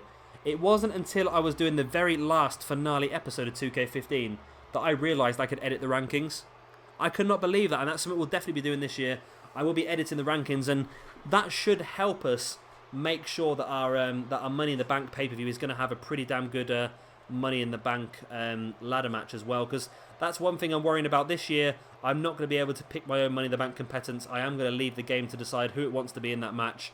That way we can successfully use the briefcase properly, rather than me having to do it manually. So we will do that, but I'll make sure all the rankings are correct before we do that. And here you see, successfully and still your champions here this evening, the Ascension. And here we are with our next match here this evening. It's going to be Rusev versus Seth Rollins. Of course, this is a rivalry match, the rivalry between Seth Rollins and Dean Ambrose, so we are expecting our very, very first cutscene here this evening. Let's hope it's a good one. And here we see Seth Rollins on the way to the ring, and Dean Ambrose attacks him. That's an interesting cutscene because it's not the, it's not what you would expect, is it really? You wouldn't normally expect a face to be attacking a heel during his entrance, but here you go, security coming down. 2 twin security guards just pulling Dean Ambrose away, trying to send him away. They're complete twins, they've got the same face. And they're sending Dean Ambrose away, but Seth Rollins is not looking in a great condition here this evening, and Rusev might be able to pick Rollins off pretty quickly here. Dean Ambrose is still there. Of course, the bell hasn't gone yet, the match hasn't started, so Dean Ambrose can still physically get involved here with Seth Rollins without causing disqualification. But he's just sort of stood there staring at the back of Seth Rollins at the moment. Of course, if Ambrose wanted to, he could grab a weapon here and take Seth Rollins out of the equation, but see, Ambrose still just staring Seth Rollins down. And that was good. That was a brand new cutscene. I've not seen that one before. I'm not quite sure if it works in this situation because you wouldn't necessarily have a face just randomly attacking a heel like that. Maybe 2 or 3 weeks into the rivalry, that cutscene would be perfect, but as the opening cutscene to a rivalry doesn't 100% make sense, if that makes sense at all. If I'm talking sense myself. So yeah, it's a good cutscene, but I'm not 100% sure it works in this situation. But either way, it does really kick off our first feud, well, our second feud really. Our first feud kicked off earlier on this evening when Kofi, Kingston and Xavier Woods defeated Cesaro and Tyson Kidd. And it's great to see this year that you can put tag team matches in other places than slot number 1 and get them to work. That was something I had major problems with in 2K15. Not quite sure if it was just myself, because I edited the game that much that I think I just caused it to explode at some point. It became unusable towards the end of the Universe Mode 2K15. It just would not work at all for me. But yeah, it's going really well so far. Like I say, the episodes are going to be a lot longer this year. I'm hoping that's not going to be a major issue for you guys. I'm hoping it's not going to be a major issue for me either. I know it's today's a Sunday, so I've had a bit more time to really do all this sort of stuff. On a normal weeknight when I don't get home till 6:30, 7 o'clock, it might not be as easy to record an episode, but I'm going to try and make sure I get most of the episodes recorded over a weekend, so it should become a little bit easier. As Rusev slides back into the ring, and now Rusev going up to the top rope. Of course, this match still not officially started, as both guys have not been in the ring yet. Rusev probably should be continuing the assault on the outside of Seth Rollins. Of course, Dean Ambrose can also get involved still as well. Seth Rollins crawling back up to his feet finally, and I think Seth is going to struggle here. Of course, Seth, the World Heavyweight Champion, finally the bell goes, the match starts. And Seth may have been playing possum on the outside, straight into the ring, and now taking control of Rusev. Rusev slides outside the ring, now back in he goes. And there's a headbutt. Seth with the snapmare now looking to try and regain a little bit of energy here, just slowing the pace of the match down, keeping Rusev in a seated position, the best place for Seth Rollins to do really as well, because Rusev is a danger to any man on his standing base. Of course, he has some fantastic kicks as well as very, very strong grapple moves as well, and submissions in the arsenal of Rusev. Now, one thing I have forgotten to do, and I will have to do this, is I've forgotten to give Rusev a strike finish or an impact finish. That's what I need to do, because as I said in a couple of the championship tournaments, Rusev's struggling because his finisher is a submission, and submissions are not working so well in this game. I have tried increasing people's stats up to 100 in submissions and things like that, and still they're not picking up submission victories with their finisher maneuver. So I will be giving a lot of the guys with finisher maneuvers as a submission, I'll be giving them an impact one as well, just to try and keep it a bit more not necessarily realistic, but a bit more level, a bit more weighted for him as well. Seth Rollins up on the top, hits a beautiful frog splash on Rusev, and it looks like this attack on Seth Rollins earlier on by Dean Ambrose might not have completely affected Seth Rollins as we thought. Seth with that standing shooting star press, now bringing Rusev back up to his feet. Big boot to the stomach. And I think it's going to be great to see Seth Rollins versus Dean Ambrose at our Extreme Rules pay-per-view for the World Heavyweight Championship. I'm pretty sure that's what's going to happen. That's the way these feuds generally work, I suppose. So that is going to happen. We also know that we're going to see Bad News Barrett versus Bray Wyatt as well at that pay-per-view. So we're going to have 2 fantastic main events for our main event championships. And we're going to continue with our run of underutilized stars, really, in WWE. Well, saying Seth Rollins is not underutilized, is he, really? He is the face of the company, where he has been until his injury. But guys like Dean Ambrose, Bad News Barrett, Bray Wyatt, guys that have not been involved so far in the title picture. As much as Bray Wyatt is always involved in WWE, he's generally involved on the losing side of feuds. So he doesn't really, saying that, it's not really affecting his character too much. He is still a pretty damn good wrestler. There is the curb stomp by Seth Rollins, and this could be all. Goes in for the pin here on Rusev. 1, 2, and no. Rusev kicks out. Seth could not believe it. He thought this match was over then. I think what should happen in this situation, you know, is if Dean Ambrose has attacked Seth Rollins on his way to the ring, 2 things should happen right there. Security should come. Whoa. Seth Rollins' feet were up on the ropes. 2. No, only a 2 count. Yeah, 1 or 2 things should happen in that situation. Either Dean Ambrose should be taken away from ringside and not there anymore, or Dean Ambrose should become a ringside as Rusev's manager. One of those 2 things should happen in my eyes, but it looks like neither have happened so far, which is a shame. But yeah, it's definitely something that could still work. I think Dean Ambrose is still stood there at ringside, probably just staring at the ring. But of course we can't see him from this camera angle. We'll probably see him when we see the replays later on and it switches around the camera angles. It'd be great to see it from his perspective as well. Although I think he is just staring at the ring steps at the moment. Seth Rollins back up to his feet. There's a couple of elbows to the stomach of Rusev. And of course, remember, we still have our main event here for you this evening. It's going to be Daniel Bryan versus Kevin Owens. What a match that's going to be. There's the backdrop there by Rusev. And I think what we could do next week, just for a little bit of fun, I think we could do a Roman Reigns United States Open Challenge. How do you feel about that one? That could be interesting. Of course, Roman Reigns won the United States Championship in our title tournament. So, yeah, I think we could do that next week. I shall write that down to happen next week. So, a Reigns US Open Challenge. But, of course, we'll have to find out next week who is going to be in that Open Challenge. It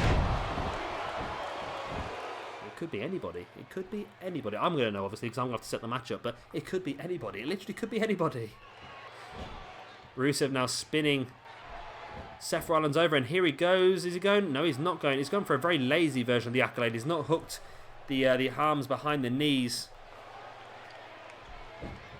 And that may have cost Rusev. He probably should have gone for his for the full-on accolade. With the damage done to Seth Rollins before the match by Dean Ambrose. Oh, Rusev went for that chokeslam, but Seth Rollins reversed it into a complete shot. Seth bringing Rusev back up to a standing position. Spins him round. What's he got planned here? There he is at the backdrop into the neckbreaker combination move. Seth Rollins now going over the top rope. So yeah, planned. He's going to go for a... No, he decides against a springboard as Rusev makes his way back up to his knees and starts crawling. Wise decision there by Seth Rollins. If he'd gone for a dive there, it might have ended up very, very badly for him. Now choking the grounded Rusev. Brings Rusev back up to his feet. Quick roll up there by Seth Rollins into the super kick. And that could be all she wrote for Rusev here. But Seth, you see, struggling down to one knee. Needed a few seconds to compose himself. Now drops into the pin here on Rusev. 1, 2. No, Rusev grabs that bottom rope. Seth could not believe it. Poor ring positioning by Seth. He should have pulled Rusev away from them ropes, not giving him the opportunity. Now Seth rolling Rusev over. And there it is, the second curb stomp. And surely Rusev is not kicking out from that. Seth in with a pin. 1, 2. And oh my word, Rusev has kicked out of that. Well, that has just made tonight very interesting. Rusev has now kicked out of 2. Let me repeat that. 2 curb stomps. He's kicked out of a super kick to the face while he was kneeling on the ground.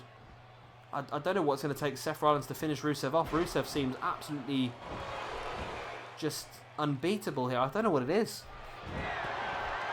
Rusev taking Rollins up, but Rollins fights free.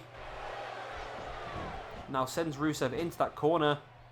What does Rollins have planned here? Takes Rusev up.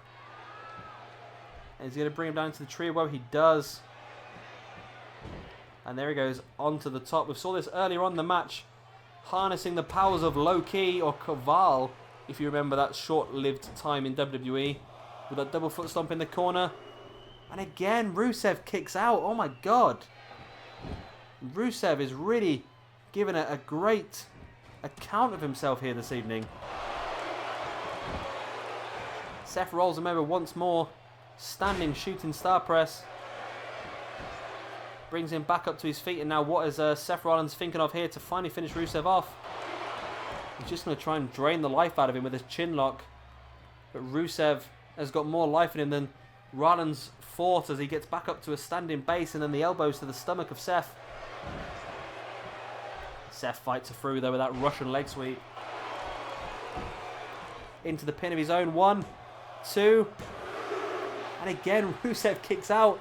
It's so close for Seth. He does not know what he needs to do here to finish Rusev off. And it's great to have the curb stomp on this game. I've not changed that. That's just the way the game came. And yeah, I can't remember when they stopped using. I think it wasn't it. I think he definitely used it at WrestleMania, didn't he? Wasn't it sort of after WrestleMania, maybe towards SummerSlam, that he was told he could no longer use the curb stomp and he was starting using the pedigree instead? So maybe, well, I thought Seth was going to go for the dive then off that top corner. I don't know what Seth was doing. He dropped to the outside, maybe having a think, but evidently decides against whatever he was looking for. Rusev, though, catches Seth. And there's the fall-away slam. Seth probably shouldn't have left Rusev alone for so long. Rusev given a chance to regain a little bit of energy. Now going for a pin of his own. And it's only a 2 count. Rusev nearly picked up a victory there over the World Heavyweight Champion Seth Rollins. Rusev rolling Rollins over. Now that's a tricky sentence to say. There's a big stomp to the face there by Rusev. Brings Rollins back up to his feet. Rusev with a snapmare now, and now just twisting the head of Seth Rollins, just slowing the pace down once again. Allowing Rusev here to pick up a little bit of extra energy, just slowing the match pace down. Also draining the energy out of Rollins by with that big... There's Rusev with that big kick, and this could be all. We saw him pick up a couple of victories with this in some of the title tournaments. 2 and 3, and Rusev has pinned the World Heavyweight Champion here on Monday Night Raw. Now we saw the damage was done earlier on before the match by Dean Ambrose, but still take nothing away from Rusev. He fought hard for this victory. He kicked out of 2 curb stomps. He kicked out of a big super kick to the face as well, along with some other huge moves. So well played by Rusev. I don't know what we can do, because obviously Dean Ambrose is penned in now for this championship shot at Extreme Rules. He is the one in the rivalry. He's going to get the championship shot, but Rusev should be rewarded for this result here this evening. Maybe we could give Rusev an option whether he wants an Intercontinental Championship shot or a United States Championship. Maybe that's something we can definitely look at doing. Of course, like I said, Roman Reigns is going to have a open challenge for the United States Championship next week. Rusev maybe could be cashing in that opportunity. We'll have to wait and see what happens. But a great win here for Rusev. There it is, that big super kick. And there's me saying that I want to give an Impact finisher, but I think he might already have one in that big super kick. Either that or that's a signature maneuver. But either way, it's very, very effective. Rusev with the victory. Again, another guy who I think is very good. And it's a shame the way they've used him recently. They've used him in this whole love triangle feud, and it just doesn't really work. I preferred him in his... even the matches against Cena, he looked quite good. So I'd like to see him get back to that sort of beast status.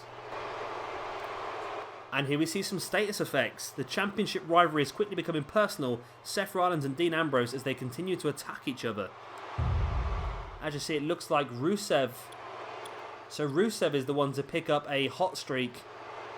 And Seth Rollins has got nothing out of that. But yeah, Rusev is looking pretty good there. He's got himself a hot streak, and maybe that could help him out next week if he does get a shot at the Intercontinental or United States Championship. Have to wait and see what pans out there. And now it is time for our main event here this evening. It's going to be Kevin Owens taking on Daniel Bryan. And here we go. Two guys I'd love to see feud in the WWE, but of course with Daniel Bryan's injury problems, I'm not quite sure it's ever going to happen now. I don't know if Daniel Bryan's ever going to return. I really hope he does, but I've just got a horrible feeling that we might have seen the last... not necessarily seen the last of him. I think he might come back as maybe a authority figure or something along them sort of lines, but I just don't think we're going to see much more of him in the ring. We might come back and just wrestle the Royal Rumble to WrestleMania sort of season maybe, and then it's going to be a case now where I think Daniel Bryan's going to be wrapped in cotton wool and brought out for special occasions. He's not going to be able to wrestle long term, so yeah, it's a real shame. And I don't think if he does come back, they'll consider putting him in the ring with somebody like Kevin Owens, who has a very strong style. Just like Brock Lesnar, you would not put Daniel Bryan in the ring against Brock Lesnar or Sheamus. That was a stupid idea. I don't know how they planned that when Daniel Bryan had just come back from injury, to put him inside the ring with probably one of the sloppiest workers and one of the stiffest workers in Sheamus is absolutely unbelievable. There was a match on SmackDown where people were saying that Sheamus was just treating Daniel Bryan so badly, nearly dropped him on his head a couple of occasions.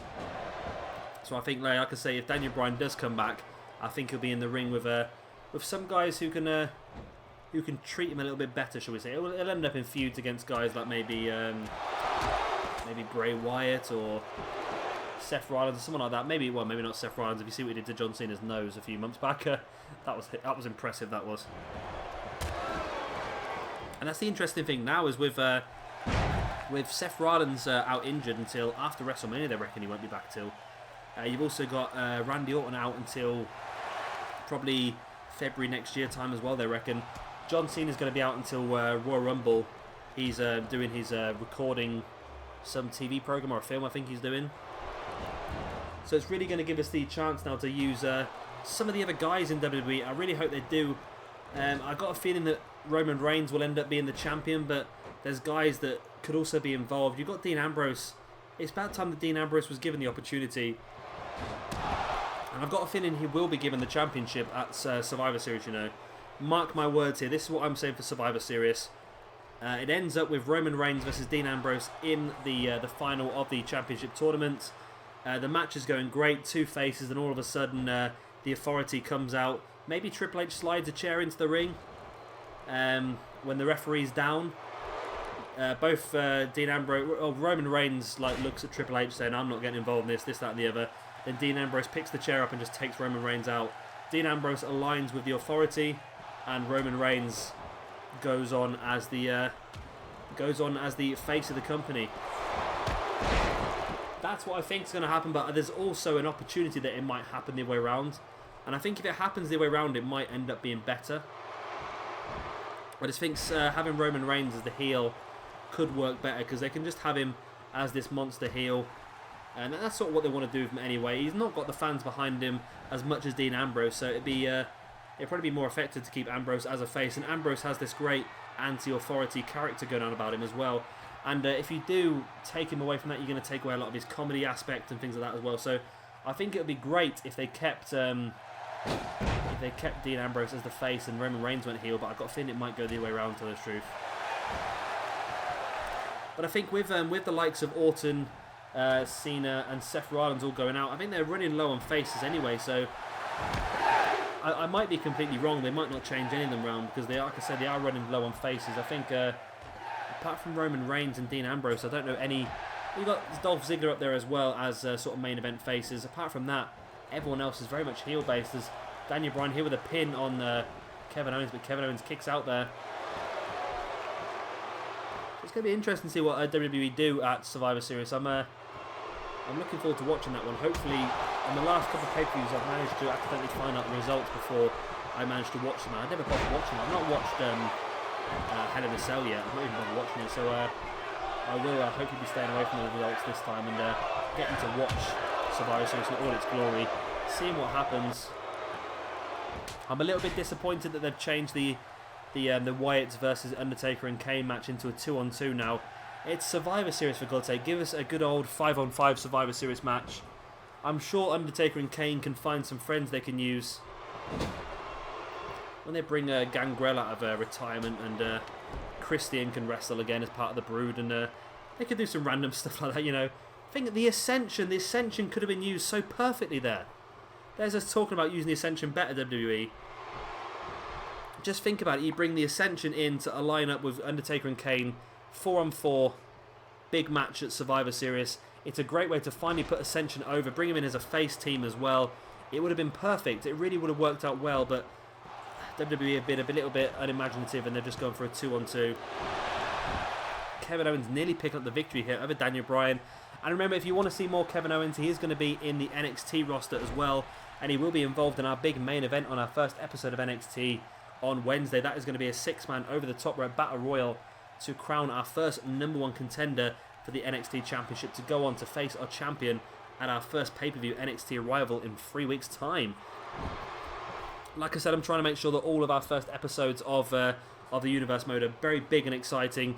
We're just going to try and make sure that every episode is big and exciting, but I wouldn't expect us to have championship matches every single week and things like that, as Daniel Bryan looks like he might be going for a risky move here. Kevin Owens is on the outside. Daniel Bryan lining up a suicide dive. And catches Kevin Owens perfectly. Owens crashes into that barricade.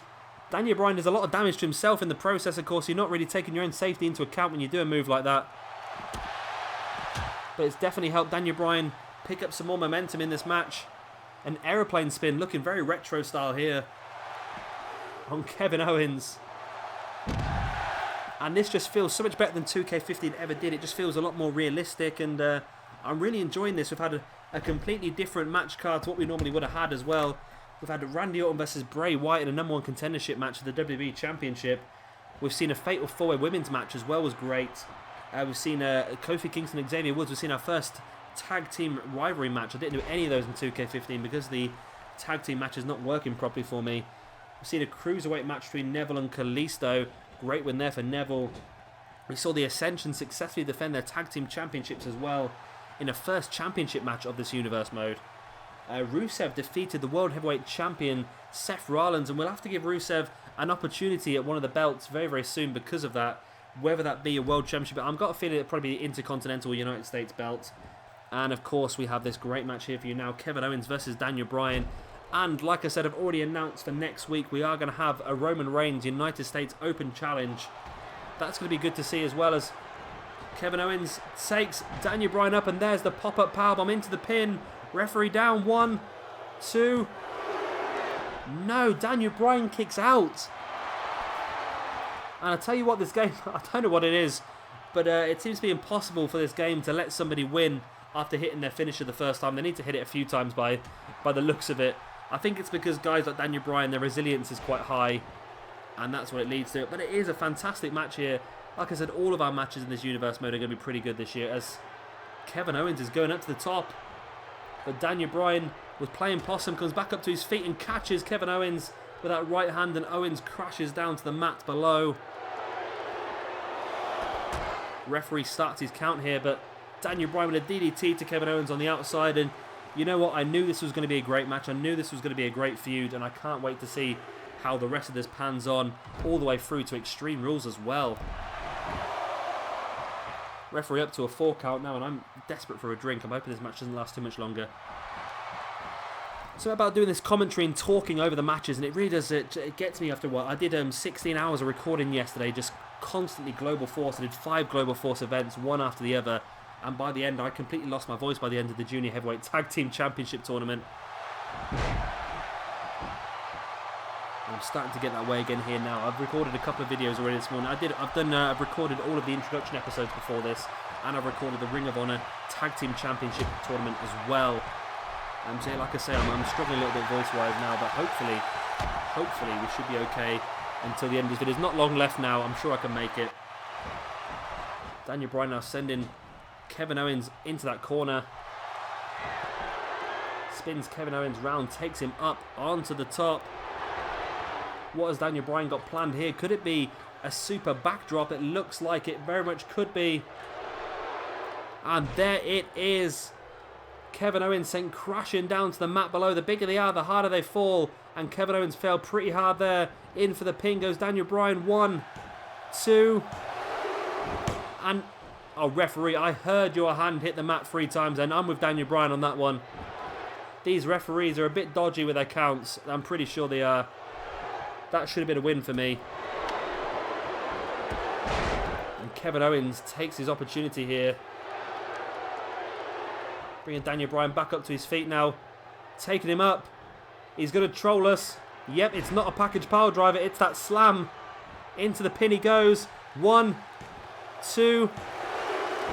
And there you go. Kevin Owens is victorious in our first ever main event here in our WWE 2K16 Universe mode. And what a great show this has been. And what a fantastic ending this is to the show as well. It's a great move. This is such a violent one as well. So he takes him over, just drops him flat on his head. I've never seen anybody do that in real life because it's probably so dangerous that it's not worth doing really. But it was only enough for a 2 count there for Kevin Owens over Daniel Bryan. And like I said before the end of this video, we will have a quick look at the status effects. I will explain them a bit more. I have figured them out now. Daniel Bryan here, you see, lining Kevin Owens up, and there he is with that suicide dive, taking Kevin Owens out straight into the barricade. And this match was fantastic. This match was worthy of main event status here on Monday Night Raw. You saw Daniel Bryan here as well with a super backdrop. This was close to the end. What a move that was. You see how high Kevin Owens goes up into the air and comes down, crashed into the middle of the ring. No wonder he stayed down for so long. But Daniel Bryan again was only able to pick up a 2 count from that one. But you saw, I'm sure, and I'm pretty sure you saw that as well, the referee's hand hit the mat 3 times before Kevin Owens' shoulder came up. I'm thinking there's some dodgy refereeing going on here. And this is Kevin Owens trolling us all with that package side slam. I might bring the package power driver back into it. Maybe it could be a surprise for our big pay-per-view or something like that. Definitely something we could definitely do. And there is Kevin Owens victorious here on our first ever episode of Monday Night Raw. Our first ever episode in this universe mode. It's been absolutely fantastic. It's a hell of a lot better than 2K15. I hope you guys are feeling the same as well. And like I said, before we leave this episode, I will just go across and show you guys how the status effects work.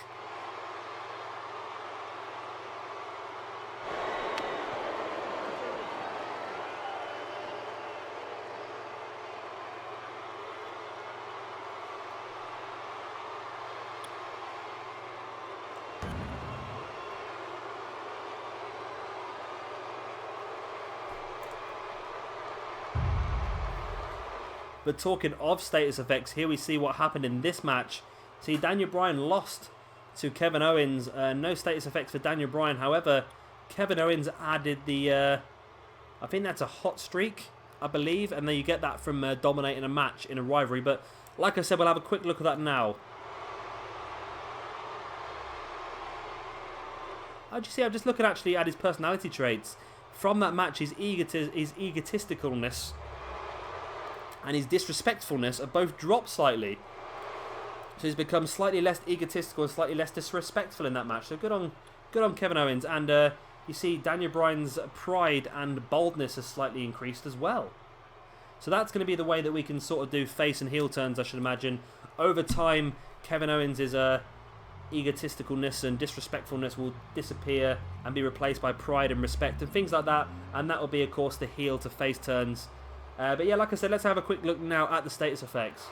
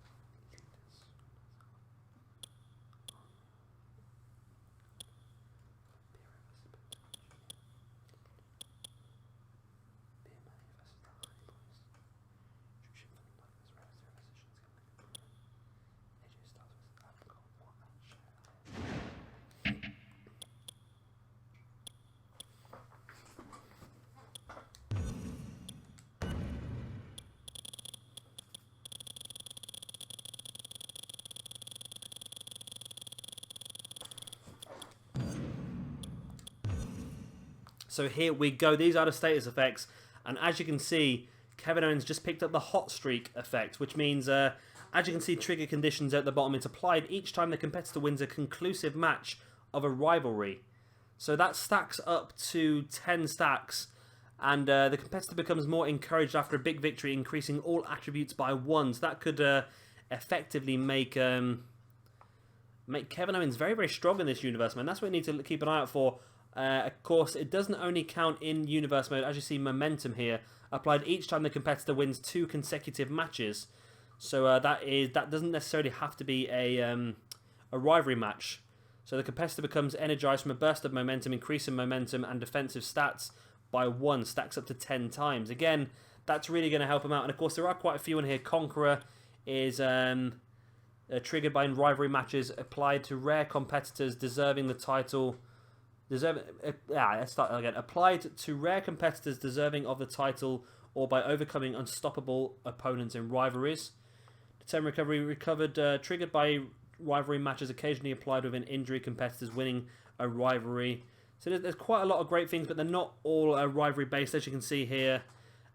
Cold streak is the opposite to momentum, applied each time the competitor loses 2 consecutive matches. So that could be the opposite. There's distracted even, triggered by rivalry matches occasionally applied when rivals interferes in the competitor's matches. So that's going to be interesting, because that could competitor becomes distracted, causing all attributes to decrease by 5. So that could be something that, say somebody interferes in a rivalry match a couple of times, and then later on in the rivalry, even when they're not being interrupted they're still distracted. So it's a very interesting one. There's a lot of very interesting ones here that could come into effect, especially I think some of these injury ones come into effect during the during some of the feuds as well. So that'd be interesting to see how that works. But yeah, I'm really looking forward to it. I think this is a great new addition to the universe mode.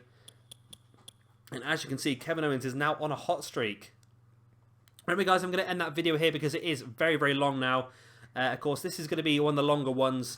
This and Attitude Era are going to have 7 matches on the card, whereas the other brands are all going to have just 6. So they're going to be slightly shorter. But of course, Attitude Era and Current Day roster have got a lot more guys on the roster. So I want to make sure to get them all a fair chance of being on the show as well. So hopefully tomorrow's video won't be so long. But then again, some of you guys might enjoy it being this long. Of course, if you could like this video, it'd be absolutely fantastic. Of course, liking it. It's the very first episode of Monday Night Raw we've uploaded. The very first Universe Mode episode I've uploaded as well. So be sure to hit that like button. It gives me a hell of a lot more motivation to record a lot more for you guys. Of course, this year is going to be a lot more work for me because of the length of the videos and things like that. But at the moment, I'm enjoying it a lot more than I ever did enjoy 2K15. So it's not going to be a massive problem, hopefully. And of course, subscribe if you're new around here because there are a lot more things coming for you. There's a lot of, well, there's going to be daily 2K15 Universe Mode coming. We're going to have, of course, WWE on a Monday, Global Force Wrestling on a Tuesday, NXT on a Wednesday, Ring of Honor on a Thursday, Attitude Era on a Friday, and Retro Roster on a Saturday, and then our pay-per-views on a Sunday. So that's all coming for you guys. And of course, I'll be bringing back the random match series this week or so. I've had to put it to one side at the moment for getting all the championship tournaments uploaded. But I'll be able to get back on that now. And of course, I do intend to look at the showcase and the My Career mode at some point, as well as playing a hell of a lot of Fallout 4, hopefully. So, yeah, I'm going to leave that video here.